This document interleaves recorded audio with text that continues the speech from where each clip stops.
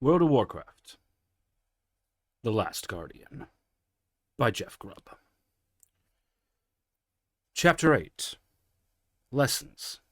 To understand the Order, said Medivh, you must understand demons. You must also understand magic. He lowered himself comfortably onto one of the still undamaged chairs. The chair also had one of the few unripped pillows on it. Lord Medivh, Magus, said Khadgar, if there's a demon abroad in Stormwind, we should concentrate on that, not on a history lesson that could wait until later. Medivh looked down at his chest, and Khadgar feared that he risked another outburst from the Elder Mage. But the Master Mage merely shook his head and smiled as he said, Your concerns would be valid if the demon in question was a threat to those around it. Take my word for it, it is not. The demon, even were it to be one of the more powerful officers within the Burning Legion, would have expended almost all of its personal power in dealing with the two powerful mages that summoned it. It is a little matter, at least for the moment. What is important is that you understand what the Order is, what I am, and why others are so deeply interested in it. But Magus, started Khadgar, and the sooner I finish, the sooner I will know I can trust you with the information, and the sooner I will go out and deal with this petty demon. So, if you truly want me to go, you should let me finish, eh? Medivh gave the younger mage a hard, knowing smile. Khadgar opened his mouth to protest, but thought better of it. He slouched down against the wide ledge by the open window. Despite the efforts of the servants to remove the bodies from the tower, the stench of their death, a corrosive pallor, was still heavy in the air. So, what is magic? Asked Medivh in a manner of schoolmage. An ambient field of energy that pervades the world, said Khadgar, almost without thinking. It was a Kashyyym, a simple answer for a simple question. It is strong in some locations than others, but it is ever present. Yes, it is, said the older mage. At least now. But imagine a time when it was not.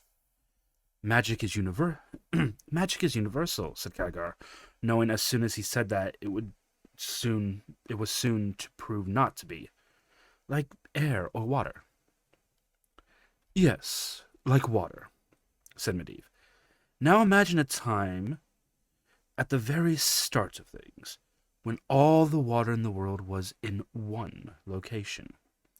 All the rain and the rivers and seas and streams, all the showers and creeks and tears, all in one location, in one well.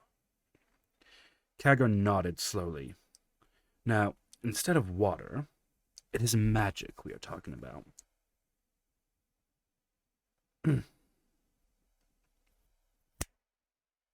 Now, instead of water, it is magic we're talking about, said Khadgar. A well of magic, the source, an opening to another dimension, a shimmering doorway to the lands of the great beyond. The great dark beyond. Now, instead of water, it is magic we're talking about, said Khadgar. A well of magic, the source, an opening to other dimensions, a shimmering doorway to the lands of the great dark, beyond the walls of the world. The first peoples to cast spells encamped around the well and distilled its raw power into magic. They were called the Kaldorei then. What they are called now I cannot say. Medivh looked at Khadgar, but the younger mage kept his silence now. Medivh resumed. The Kaldorei grew powerful from their use of magic, but they did not understand its nature. They did not understand that there were other powerful forces in the great dark beyond, moving in the space between worlds, that hungered after magic and were very interested in any who tamed it and refined it to their own ends. These malignant forces were abominations and juggernauts and nightmares from hundreds of worlds, but we simply call them demons. They sought to invade any world where magic was mastered and grown, and destroy it, keeping the energies for themselves alone. And the greatest of them, the master of the Burning Legion, was a demon named Sargeras. Khadgar thought of the vision with Egwene and suppressed a shudder. If Medivh noticed the young mage's reaction, he did not say anything. The Lord of the Burning Legion was both powerful and subtle, and worked to corrupt the early magic users, the Kaldorei. He succeeded, for a dark shadow fell upon their hearts, and they enslaved other races, the nascent humans as well as others, in order to build their empire. Medivh sighed. Now, in this time of the enslaving Kaldorei, there were those with greater vision than their brethren, who were willing both to speak out against the Kaldorei and to pay the price for their vision. These brave individuals, both Kaldorei and other races as well, saw the hearts of the ruling Kaldorei grow cold and dark, and the demonic power grow. So, it came to pass that the Kaldorei were corrupted by Sargeras, such that they nearly damned the world at its birth. The Kaldorei ignored those who spoke out against them, and opened the way for the most powerful of demons, Sargeras and his lot, to invade. Only by the heroic actions of a few was the shimmering doorway through the great dark shut, exiling Sargeras and his followers. But the victory was at great cost. The Well of Eternity exploded when the doorway was shut, and the resulting explosion ripped the heart out of this world, destroying the Kaldorei lands and the very continent it rested on. Those that shut the doorway were never seen again by living eyes. Kalimdor, said Khadgar, interrupting despite himself. Medivh looked at him, and Khadgar continued. It's an old legend in Lordaeron. Once there was an evil race who meddled foolishly with great power. As punishments for their sins, their land were broken and set beneath the waves. It's called the Sundering of the World. Their lands were called Kalimdor. Kalimdor, repeated Medivh. Though you have the child's version of the tale, the bit we tell would be mages to stress the dangers of what they are playing with. The Kaldorei were foolish and destroyed themselves in nearly our world, and when the Well of Eternity exploded, the magical energies within scattered to the four corners of the earth, an eternal reign of magic. And that's why magic is universal. It's the power of the Well's death. But Magus, said Khadgar, that was thousands of years ago. 10,000 years, said Medivh. Give or take a score. How is it that the legend comes down to us? Dalaran itself has histories only going back 20 centuries, and the earliest of those are wrapped in legends. Medivh nodded and took up the story again. Many were lost in the sinking of Kalimdor, but some survived, and took the knowledge with them. Some of these surviving Kaldorei would found the Order of Tirisfal. Whether Tirisfal was a person, or a place, or a thing, or a concept, even I cannot say. They took the knowledge of what had happened, and swore to keep it from ever happening again, and that is the bedrock of the Order. Now, the race of humans survived those dark days as well, and thrived, and soon, with magical energy worked into the fabric of the world itself, they too were scratching at the doors of reality, beginning to summon creatures from the great dark, praying at the shut gates of Sargeras' prison. That was when these Kaldorei who had survived and changed themselves come forward with the story of how their ancestors had almost destroyed the world. The first human mages considered what the surviving Kaldorei had said and realized that even were they to lay down their wands and grimoires and ciphers, that others would seek, innocently or less so, ways to allow the demons access once more to our green lands. And so they continued the Order. now as a secret society amongst the most powerful of their mages. This Order of Tirisfal would soon be one of its number, who would serve as the guardian of the Trisfallen. This guardian would be given the greatest of powers and would be the gatekeeper of reality. But now the gate was not a single great well of power, but rather an infinite rain that continues to fall even today. It is nothing less than the heaviest responsibility in the world. Medivh fell silent, and his eyes lost their focus briefly, as if he were suddenly swept into the past himself. Then he shook his head, returning to himself, but did not speak. "You are the guardian," said Medivh simply. "Aye," said Medivh. "I am the child of the greatest guardian of all time, and was given her power soon after my birth. It was too much for me, and I paid for it with a good piece of my youth." But you said the mages chose among themselves," said Khadgar. "Could Magna Aegwyn have chosen an older candidate? Why choose a child, especially her own?" Medivh took a deep breath. "The first guardians for the first millennia were chosen among the select group. The very existence of the order was kept hidden, as was the wishes of the original founders. However, over time, politics and personal interests came into play, such that the guardian soon became little more than a servant, a magical dog's body. Some of the more powerful mages felt it was the guardian's job to keep everyone else from enjoying the power that they themselves commanded. Like the Kaldari before us, a shadow of corrupting power was moving through the members of the order. More demons were getting through, and even Sargeras himself had manifested the smallest bits of himself, a mere fraction of his power, but enough to slay armies and destroy nations. Khadgar thought of the image of Sargeras that fought Aegwyn in the vision. Could this have been a mere fraction of the great demon's power? "Magna Aegwyn," Medivh said. The words then stopped. It was as if he was not used to speaking those words.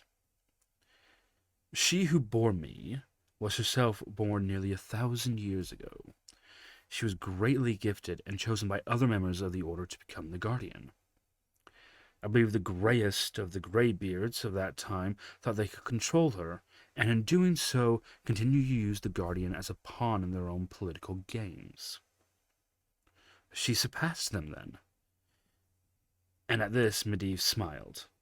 She refused to be manipulated, and indeed fought against some of the greatest mages of rage when they themselves fell into demonic lore. Some thought that her independence was a passing thing, that when her time came she would have to pass the mantle to a more malleable candidate. Again, she surprised them, using the magics within her to live for 1,000 years, unchanging, and to wield her power with wisdom and grace. So the Order and the Guardian split. The former can advise the latter, but the latter must be free to challenge the former to avoid what happened to the Kaldori.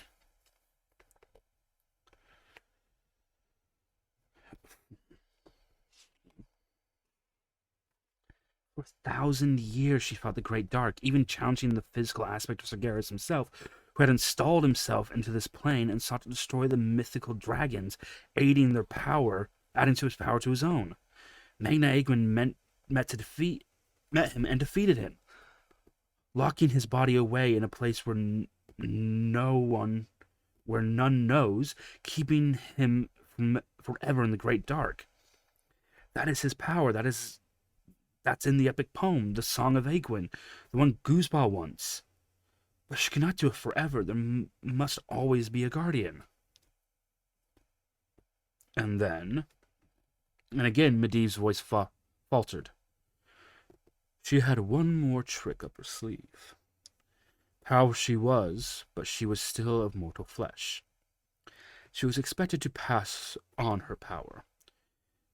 Instead, she fathered an heir on a conjurer from the court of Azeroth itself. She chose that child as her successor. She threatened the Order, saying that if her choice was not honored, she would not step down and would rather take the power of the Guardian into death than allow another to have it. They felt they might be able to manipulate the child, me, better, so they allowed it. The power was too much, said Medivh. When I was a young man, younger than you, it awoke within me, and I slept for over 20 years. Mega Aegwin had so much of a life, and I seemed to have lost most of it. His voice faltered again. Magna Aegwin, my mother, he began, but found he had nothing more to say. Khadgar just sat there for a moment. Then Medivh rose, shook back his mane, and said, And while I slept, evil crept back into the world. There are more demons and more of those orcs as well, and now members of my own order are once more playing the dark road. Yes, Hulgar and Hurrigan were members of the order, as have been others, like the ancient Adrexis, among the Kirin Tor.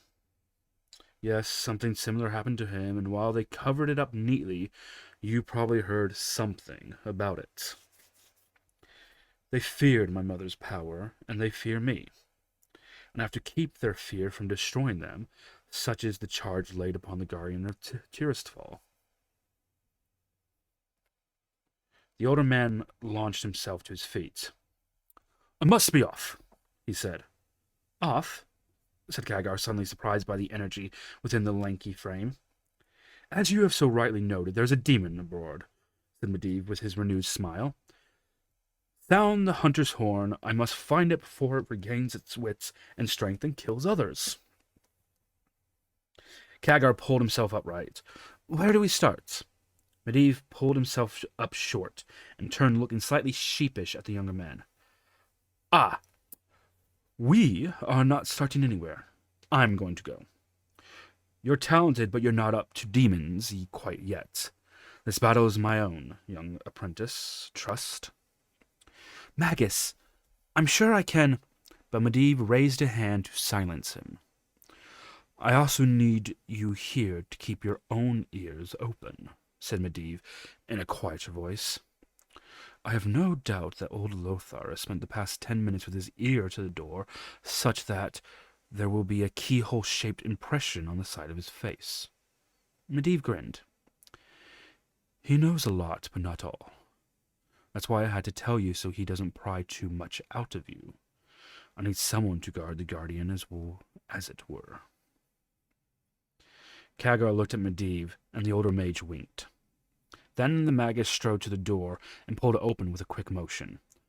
Lothar did not stumble into the room, but he was there, right on the other side. He could have been listening or just standing watch. Med, said Lothar with a game smile. His Majesty will understand perfectly, said Medivh, breezing right past the larger man, that I would rather meet with a rampaging demon than the leader of a nation. Priorities and all that. In the meantime, will you look after my apprentice? He had said it all in a single breath, and then he was gone. Out into the hall and down the stairs, leaving Lothar in mid-sentence. The older warrior rubbed a great hand up over his balding plates, laying out an exaggerated sigh. Then he looked at Khadgar and let out another, deeper sigh. He's always been like that, you know, said Lothar, as if Khadgar truly did know. I suppose you're hungry, at least. Let us see if we can find some lunch.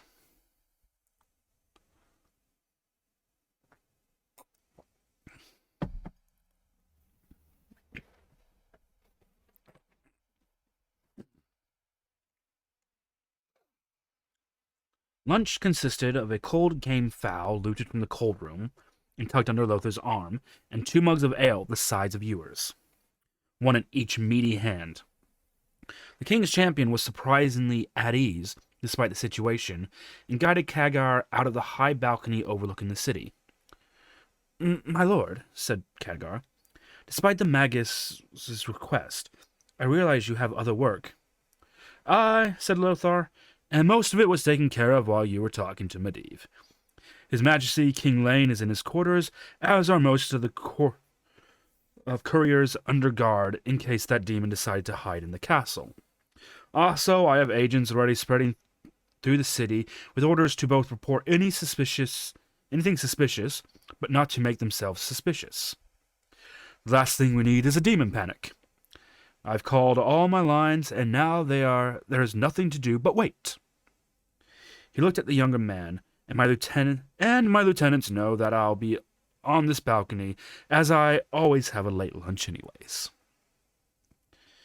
Khadgar considered Lothar's words, and thought that the king's champion was very much like Medivh, not only planning ahead a few moves, but delighting in telling others how he planned things out. The apprentice pricked at the sliced breast meat, while Lothar tore into a drumstick. The pair ate in silence for a long time. The fowl was anything but fowl, for it was treated with a concoction of rosemary, bacon, and sheep's butter. It was treated with butter placed beneath the skin before roasting. Even cold, it fell apart in the mouth. The ale, for its part, was pungent, rich with bottomland hops. Beneath them, the city unfolded. The citadel itself was atop a rocky outcrop that already separated the king from his subjects, and from the tower's additional height, the citizens of Stormwind looked like naught but small dots busying themselves along the crowded streets. Some sort of market day was playing out beneath them. Brightly tarpaulin store fronts occupied with vendors bellowing very quietly, it seemed to Khadgar at this altitude, the virtue of their wares. For a moment, Khadgar forgot where he was, and what he had seen, and why he was there in the first place. It was a beautiful city. Only Lothar's deep grumble brought him back to this world. So, said the king's champion in a way of introspect, how is he? Lothar thought for a moment and replied, He's in good health. You've seen that yourself, my lord. Bah, spat Lothar for a moment. Khadgar thought the knight was choking on a large piece of meat.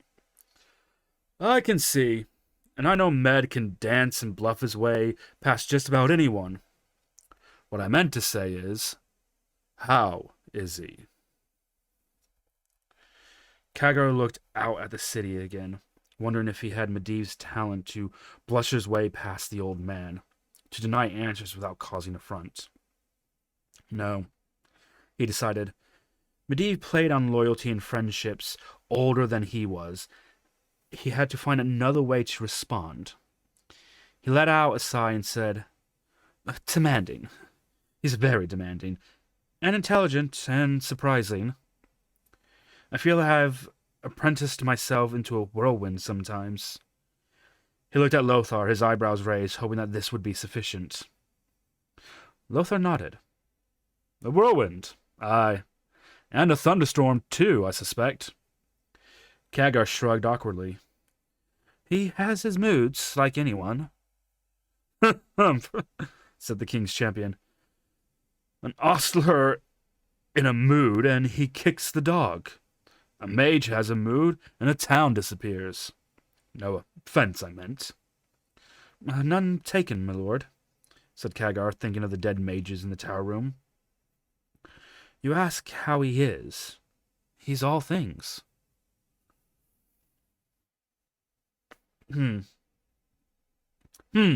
Said Lothar again. He's a very powerful person. Khadgar thought, and you worry about him like the other wizards do. Instead, he said, He speaks of you well. What did he say? Said Lothar, more quickly than perhaps he meant to. Only, Khadgar chose his words carefully, that you served him well when he was ill. True enough, grunted the champion, starting into the other drumstick.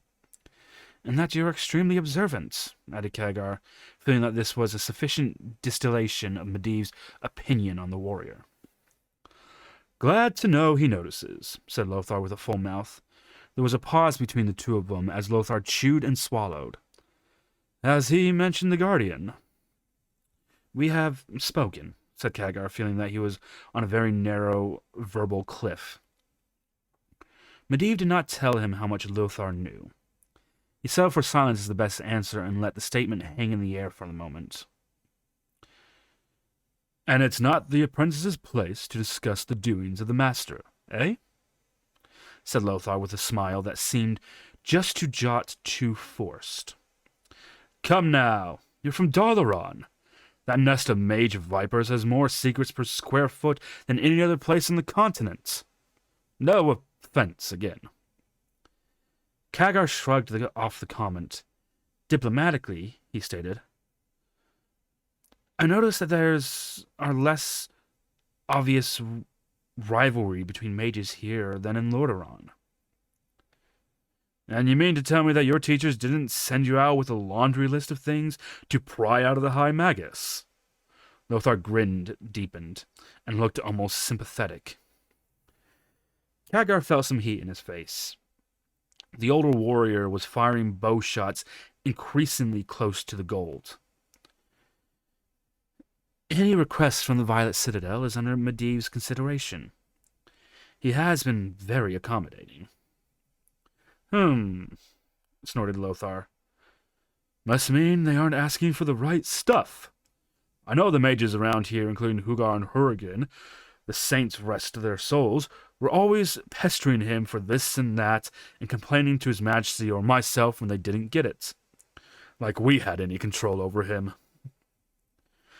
I don't think anyone does, said Khadgar, drowning any additional comment he might have made in his ale. Not even his mother, I understand, said Lothar. It was a small comment, but it slipped in like a dagger thrust. Khadgar found himself wanting to ask Lothar more about her, but contained himself. I fear I'm too young to know, he said. I've read some on her. She seems like a powerful mage. And that power is now in him, said Lothar. She whelped him from a conjurer of this very court, and weaned him on pure magic and pure mage stuff, and poured her power into him. Yes, I know all about it. Pieced it together after he went into a coma. Too much, too young, even now I am concerned. You think he's too powerful, said Khadgar, and Lothar froze him with a sudden, penetrating stare. The young mage kicked himself for speaking his mind, practically accusing his host. Lothar let out a smile and shook his head. On the contrary, lad, I worry that he's not powerful enough. These are horrible things afoot in the king's kingdoms. Those Orthings you saw a month ago, they're multiplying like rabbits. After a rain, and trolls, nearly extinct, have been seen more often. And Medivh is out hunting a demon even as we speak. Bad times are coming, and I hope, no, I pray that he is up to it. We went for 20-some years without a guardian when he was in a coma. I don't want to go another 20 years, particularly at a time like this. Khadgar felt embarrassed now. So, when you ask, how is he? You mean, how is he? Finished Lothar. I don't want him weakening at a time like this. Orcs, trolls, demons. And then there is... Lothar let his voice trail off and looked at Khadgar and said, You know of the Guardian by now, I can assume. You can assume, said Khadgar. And the Order too, said Lothar. Then he smiled. No need to say anything, young man. Your eyes gave yourself away. Never play cards with me, eh? Khadgar felt on the very precipice himself, Medivh warned him not to let too much loose to the champion, but Lothar seemed to know as much as Khadgar knew, more even. Lothar spoke in a calm voice. We would not send for Med for a simple matter of magical misfire, nor even two common conjurers being caught in their own spells. Horgar and Hurrigan were two of our best, two of our most powerful. There was another, even more powerful, but she met an accident 2 months back. All three, I believe, were members of your order. Khadgar felt a chill creep up his back. He managed to say, I don't think I'm comfortable speaking of this. Then don't, said Lothar, his brows furrowed like the foothills of some ancient mountain chain. 3 powerful mages. The most powerful Nazaroth, not a patch on Med or his mother, mind you, but great and powerful wizards nonetheless, all dead. I can buy 1 mage being unlucky or being caught unawares, but 3 of them? A warrior does not believe in that much coincidence. And there's more, continued the King's Champion. I have my own ways of finding out things. Caravan traders, mercenaries, and adventurers that come into the city often find a receptive ear with old Lothar. Words come from Ironforge and Alterac, and even from Lordaeron itself. There's been a plague of such mishaps one after another. I think someone, or worse yet, something, is hunting the great mages of the Secret Order, both here and in Dalaran itself. I don't doubt. Khadgar realized that the older man was studying his face as he spoke, and with a start he realized that this fit into the rumors he heard before leaving the Violet Citadel. Ancient mages suddenly gone, and the upper echelons quietly hushing it up. The great secret among the Kirin Tor, part of the greater problem. Despite himself, Khadgar looked away out over the city. Yes, Dalaran too, it seemed. Yes, Dalaran too, it seems, said Lothar. Not much news comes from there, but I'm willing to bet that the news is similar, eh? You think that the Lord Magus is in danger? Asked Khadgar.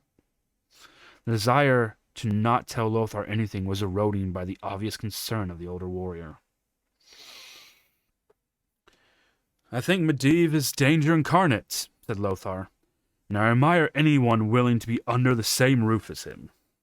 It sounded like a joke, but the King's Champion did not smile.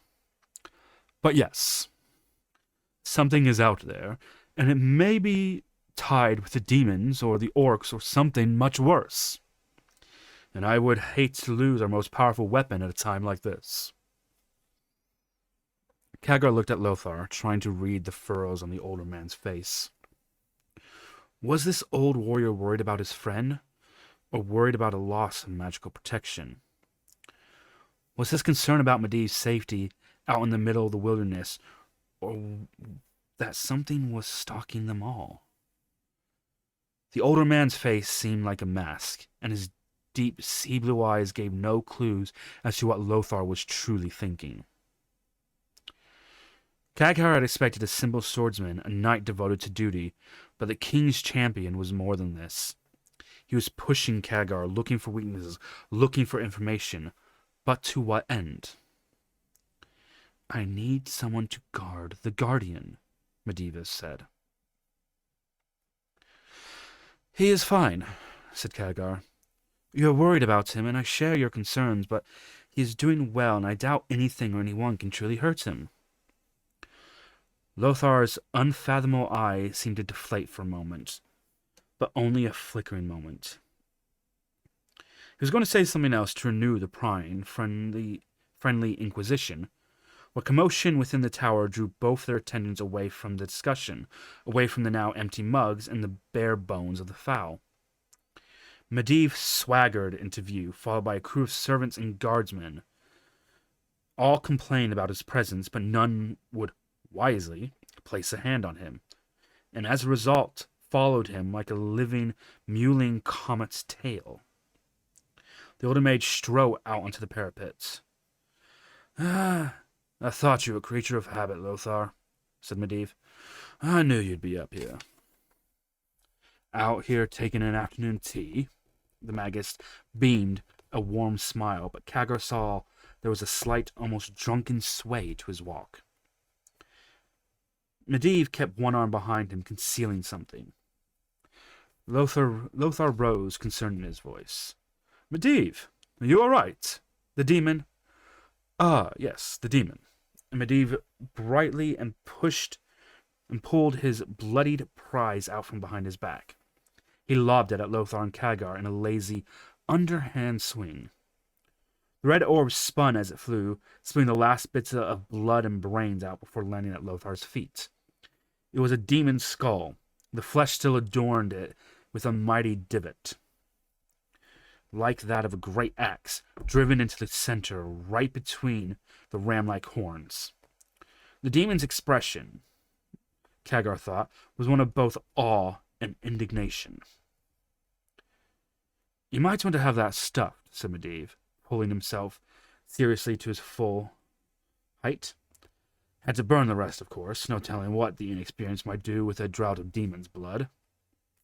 Khadgar saw that Medivh's face was more pinched than it had been earlier, and that the lines around his eyes were more prominent. Lothar may have caught it as well, and remarked, "You caught it quite quickly." "Child's play," said Medivh. "Once young Trust here pointed out how the demon fled the castle, it was a simple matter of tracking it from the tower's base to a small escarpment.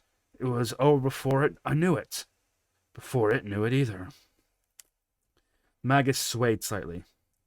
"Come then," said Lothar with a warm smile. "We should tell the king. There should be reveling in your honor for this med." Medivh held up a hand. "You may revel without us, I'm afraid. We should get back. Miles to go before you rest. Isn't that right, apprentice?" Lothar looked at Khadgar again with a questioning, imploring look. Medivh looked calm but worn. He was also looking expectant at Khadgar to support him in this time. The young mage coughed. "Of course, we left an experiment on the boil." "Indeed," said Medivh, picking up the immediate lie. "In our rush to get here, I'd quite forgotten. We should make haste." The Magus wheeled and bellowed at the collected couriers. "Make ready our mounts. We leave at once." The servants dissolved like a convoy of quail. Medivh turned back to Lothar. "You'll make our apologies to His Majesty, of course." He sighed and said, "Of course. Let me lead you to the tower, at least." "Lead on," said Medivh. "Don't forget to take your skull. I'd keep it myself, but I already have one like it already." Lothar hefted the ram-head skull in one hand and brushed past Medivh, leading to the tower itself. As he passed, the Magus seemed to deflate, the air going out of him.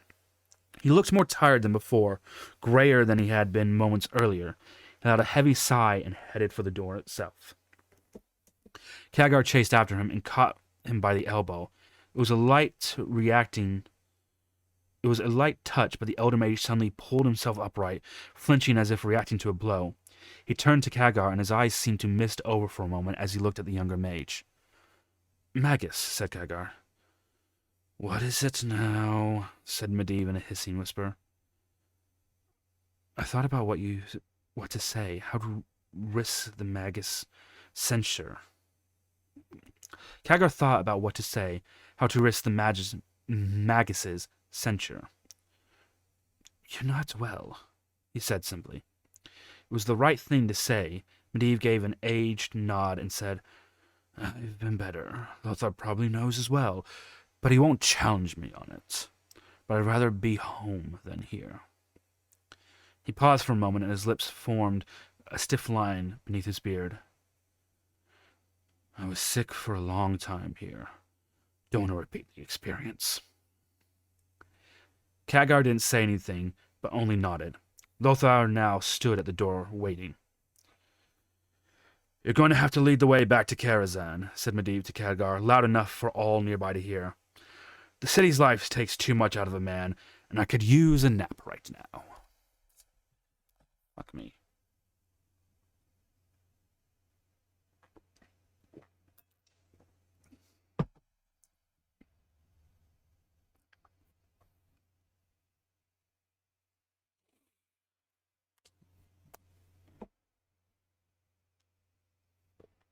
Mm-hmm. Chapter 9. The Slumber of the Magus. This is very important, said Medivh, staggering slightly as he slid from the back of the griffin. He looked haggard, and Khadgar assumed the battle with the demon had been worse than even he let on. I will be unavailable for a few days, continued the older mage. If any messengers arrive during that time, I want you to keep track of my correspondence. I can do that, said Khadgar, easily. No, you can't, said Medivh, starting roughly down the stairs. That is why I need to tell you how to read the ones in the purple seal. The purple seal is always order business. Khadgar said nothing this time, just nodded. Medivh slid on the edge of the stairs and stumbled, pitching forward headlong. Khadgar lunged to grab the older mage, but the Magus had already caught himself against the wall and pulled himself upright. He didn't miss a beat. In the library, there is a scroll. The Song of Egwin tells of my mother's battle with Sargeras. The scroll that Guzbal wanted a copy of, said Khadgar, now watching the mage carefully as he lurched down the stairs ahead of him. The very one, said Medivh. This is why he can't have it. We use it as a cipher for order communications. It is the master key. An identical scroll is with each member of the order. If you take the standard alphabet and move everything down, so the first letter is represented by the 4th, or the 10th, or the 12th. It is a simple code. You understand? Khadgar started to say he did, but Medivh was already hurrying on, utmost urgent in his need to explain. The scroll is the key, he repeated. At the top of the message, you'll see what looks like a date. It's not. There's a reference to the stanza, line, and word you start at. The first letter of that word becomes the first letter of the alphabet in the code. From there, it proceeds normally. The next letter in alphabetical progression will be the second letter of the alphabet, and so on. I understand. No, you don't, said Medivh, rushed now and tired. That's the cipher for the first sentence only. When you hit a punctuation mark, you go to the second letter in the word. That becomes the equivalent for the first letter of the alphabet for the cipher of that sentence. Punctuation is normal. Numbers as well. But they are supposed to write things out, not use numerals. There's something else, but I'm missing it. They were outside Medivh's personal quarters now. Morose was already present with a robe slung over his arm and a covered bowl resting on an ornate table. From the doorway, Khadgar could smell the rich broth rising from the bowl. What should I do once I decipher the message? Asked Khadgar. Right, said Medivh, as if some vital connection had snapped close in his mind. Delay. Delay first, day or two. I may be up to it after that. Then, evocate. I am out on business, may return any time. Use the same cipher as you got, but make sure you mark it as the date. If all else fails, delegate. Tell whoever it is to use their own judgment. I will lend what aid I can at the soonest moment. They always love that. Do not tell them I am indisposed. The last time I mentioned it, a horde of would-be clerics arrived to minister my needs. I'm still missing silverware from that little visit. The old mage took a deep breath and seemed to deflate, supporting himself against the door frame. Morose did not move, but Khadgar took a step forward. The fight with the demons, said Khadgar. It was bad, wasn't it? I fought worse. Demons. Slope-shouldered, rammed-head brutes. Equal parts shadow and fire. More beast than human, more raw bile than both. Nasty claws. That's what you gotta watch out for. The claws. Kagar nodded. How did you defeat it? Massive trauma usually will force out the life of essence, said Medivh. In this case, I took its head off. Kagar blinked. You didn't have a sword. Medivh smiled weirdly. Did I say I need a sword? Enough. More questions when I am up to it. And with that, he stepped into the room, and the ever-faithful Morose closed the door on Khadgar. The last sound the youth heard was the exhausted groan of an old man who had finally found a resting place.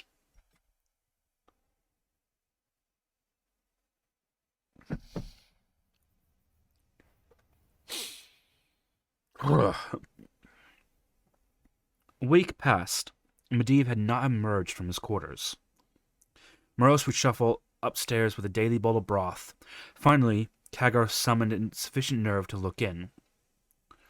The Castilian made no move to protect other than a monosyllabic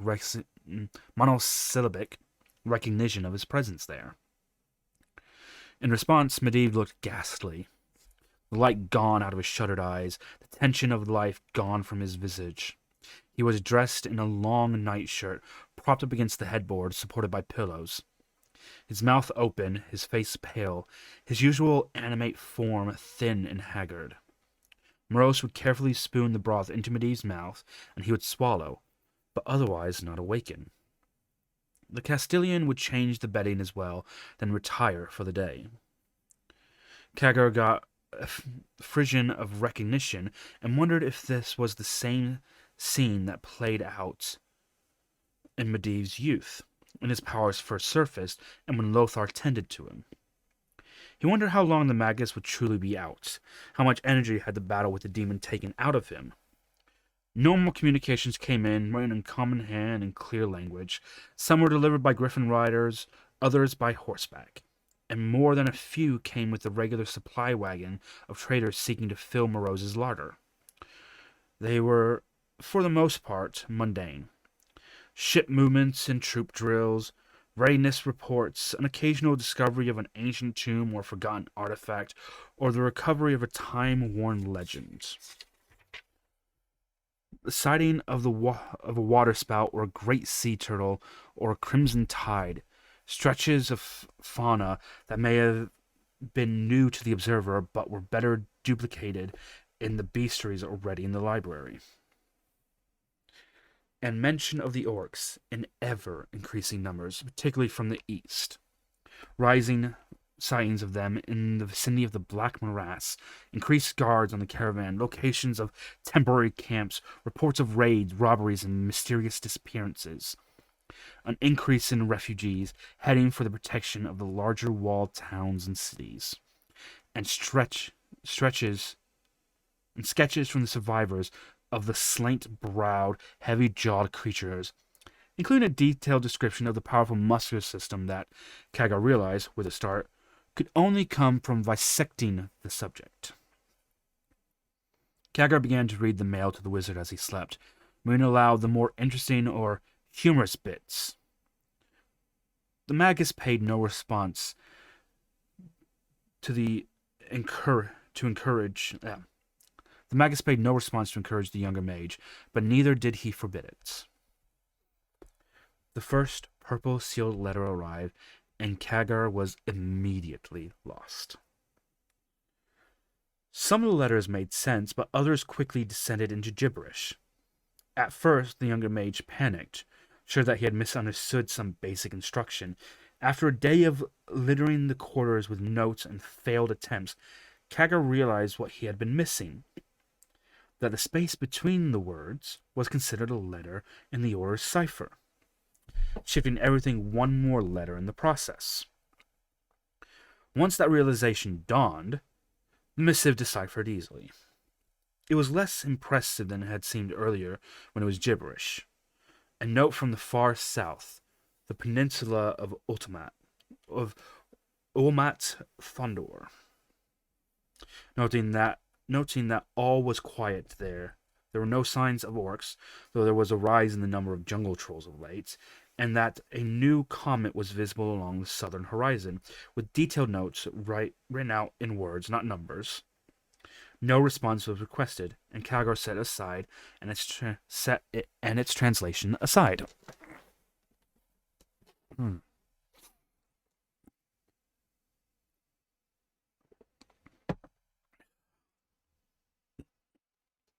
Hmm.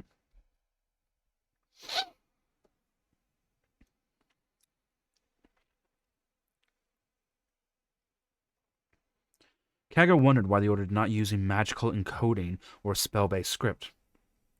Perhaps not all members of the Order of Tirisfal were mages, or that they were trying to hide it from other wizards like Guzba, and putting in a magical script would draw their curiosity. Like bees to nectar, most likely.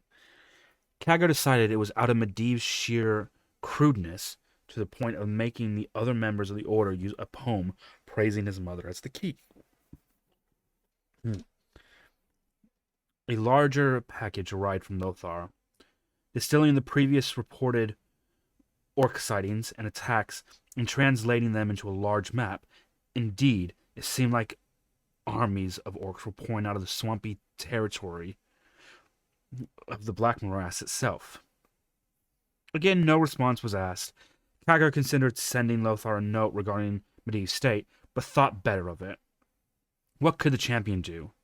In any event, other than to worry.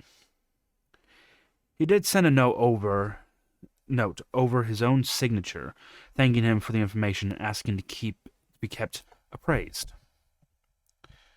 A second week passed, and they moved into a third. The master comatose, the student searching. Now, armed with the proper key, Kagar started going through the older mail. Some of it still held shut by violet dabs of sealed wax. Going through the old documents, Kagar began to understand Medivh's often ambient feeling towards the Order.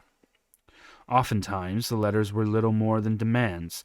This enchantment, that bit of information, a summons to come at once because the cows are off their feed or their milk has gone sour. The more complimentary of the missives usually held some sort of sting, a quest for a desired spell or a lost home, wrapped up within the florid praise.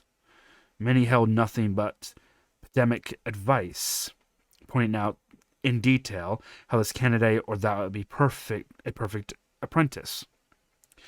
These were mostly unopened, he noticed, and there were continual reports of no news, no changes, nothing out of the ordinary. The latter changed within the more recent messages. They were not dated, but Kagar began to determine where they fall within a timeline, both by the yellowing of the parchment and the increased fever pitch of demands and advice. The tone became more consolatory with the sudden appearance of the orcs, particularly as they started raiding caravans, but the undercurrent of the demand on Medivh's time remained, and even increased. Kagar looked at the old man lying in the bed and wondered what would possess him to help those people and help them on a regular basis. And then there were the mystery letters. The occasional thanks, the references to some arcane text, a response to an unknown question, yes, no, and the emu, of course. During his vigil at Medivh's bedside, one mystery letter arrived without a signature. It read, "Prepare quarters. The emissary will arrive shortly." At the end of the third week, 2 letters arrived one evening with a traveling merchant. One with a purple seal, the other red-sealed and addressed to Kagar himself. Both were from the Violet Citadel of the Kirin Tor. The letter to Kagar began in a spidery hand. "We regret to inform you of the sudden and unexpected death of the instructor mage Guzba. We understand you have been in correspondence with the late mage, and we share your emotion and sympathy at this time. If you have any correspondence, money, or information currently due to Guzba, or are in possession of any of his properties, in particular any of his books on loan, The return of that correspondence, money, information, or property would be appreciated, sent to the below address. Instead of numbers and a lazy, illegible scrawl marked the bottom of the letter. Kagar felt as he had been struck in the gut. Guzba? Dead? He turned the letter over, but no further information fell out. Stunned, he reached for the purple sealed letter. This was in the same spidery hand, but once it was decoded, held more information. Gooseball was found slain in the library on the eve of the Feast of Scribes, in the midst of reviewing De Bronze Therese on the Song of Egwin. Kagar felt a pang of remorse for not sending his former instructor the scroll. He was apparently taken by surprise from a beast, presumably summoned, which ripped him apart.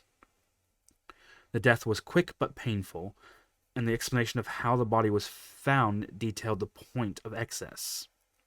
From the description of the body and the shambles of the library, Kagar could only conclude that the summoned beast was a demon of the type Medivh had fought in Stormwind. The letter continued, the words maintaining a cold, analytical tone that Kagar found excessive.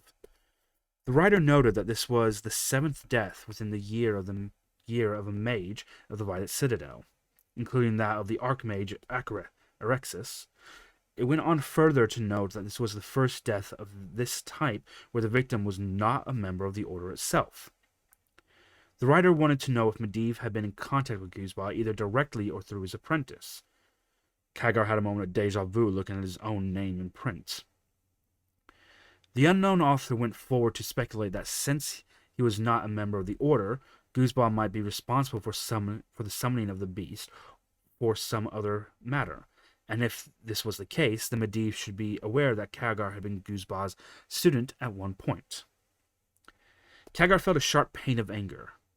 How dare this mysterious writer, had to be someone high in the Kirin Tor hierarchy, but Kagar had no idea who, impugn both Guzba and himself.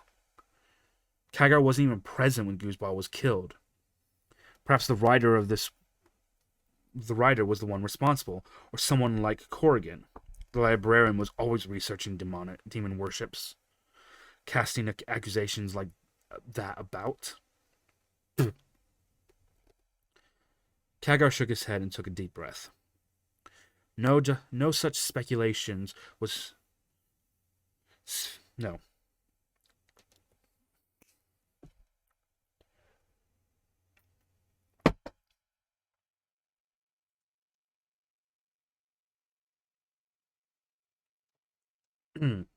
No.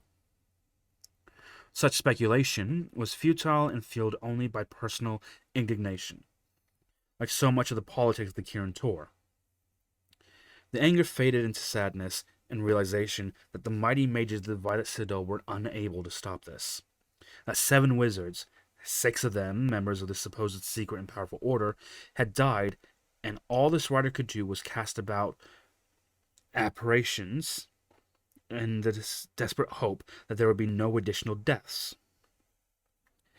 Kagar's thought of Medivh's quick and decisive action at Stormwind.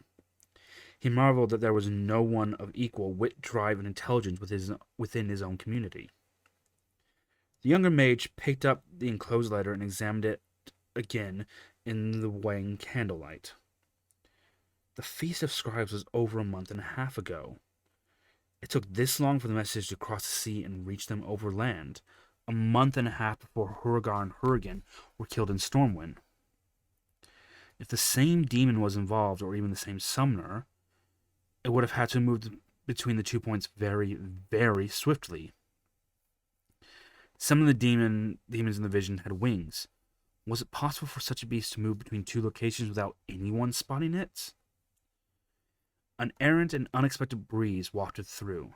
The hairs on the back of Kagar's neck began to bristle, and he looked up in time to see the figure manifest within the room. First, there was smoke, red as blood, bubbling out from some pinprick hole in the universe. It coiled and curled upon itself like milk rising through water. quickly forming a swirling mass through which stepped the looming form of a great demon. Its form was reduced from when Kagar had seen it before on the field of snow in the time-lost vision. It had shrunk itself to allow it to fit within the confines of the room. Still, its flesh was bronze, its armor was jet-black iron, and its beard and hair animated flame. Huge horns erupted from a massive barrow. It was weaponless. It seemed to need no weapon, for it moved with the comfortable grace of a predator that feared nothing. Sargeras. Kagar was stunned into silence and immobility. Surely the wards Medivh had maintained would keep such a beast at bay. Yet here it was, entering the tower, entering the Magus' very room with the ease of a noble entering a commoner's shack. The Lord of the Burning Legion did not look around, instead glided to the foot of the bed. He stood there for a long moment, the flames of his beard and hair flickering without sound as he regarded the unconscious form before him. The demon stood watching the sleeping mage. Kagar held his breath and looked around the work table. A few tomes, a candle backlit by mirror for greater illumination, a letter opener used to break the purple seal.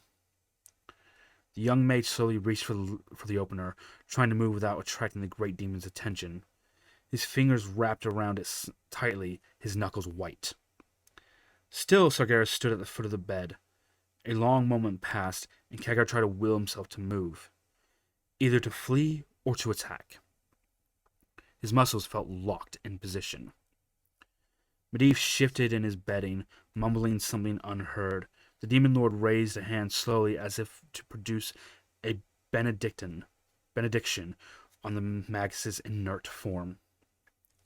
Kagar gave a strangled cry and thrust himself from his chair, letter opener clutched in his hand. Only at this moment did he realize that he held the opener in his wrong hand. The demon looked up, and it was a lazy, smooth motion as if the demon himself was sleeping or far underwater. It regarded the charging youth, hand raised in a clumsy attack with a short, sharp dagger. The demon smiled. Medivh shifted and muttered in his sleep. Kagar drove the letter opener into the demon's chest and through the creature's body entirely. The thrust of his blow carried him forward through the form of Sargeras and sent him spinning towards the opposite wall. Unable to stop, he slammed into the wall, and the letter opener jangled to the stone floor. Medivh's eyes propped open, and the guardian sat up. Moros? Kagar! Are you here? Kagar pulled himself to his feet, looking around. The demon had vanished, popped like a soap bubble at the first touch of steel. He was alone in the room with Medivh. What are you doing on the floor, lad? Said Medivh.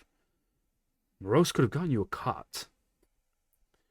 Master, your wards, said Kagar. They have failed. There was... He stumbled for a moment, unsure that he should reveal he knew Sargeras by appearance. Medivh would catch something like that and pester him until he revealed how he knew it. A demon, he managed. There was a demon here. Medivh smiled, looking well rested. The color returned to his face. A demon? I think not. Hold.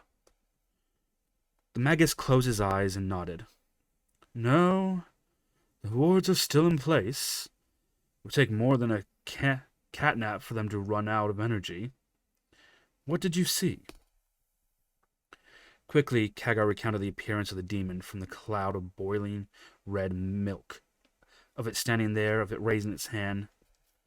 The Magus shook his head. I think that was another one of your visions, he said at last. Some bit of time unstuck and displaced that fell into the tower. Quickly banished. But the demon, started Kagar. The demon you described is no more. At least no more in this life, said Medivh. He was slain before I was born, buried far beneath the sea. Your vision was of Sargeras from the Song of Egwin. You have the scrolls there, deciphering messages.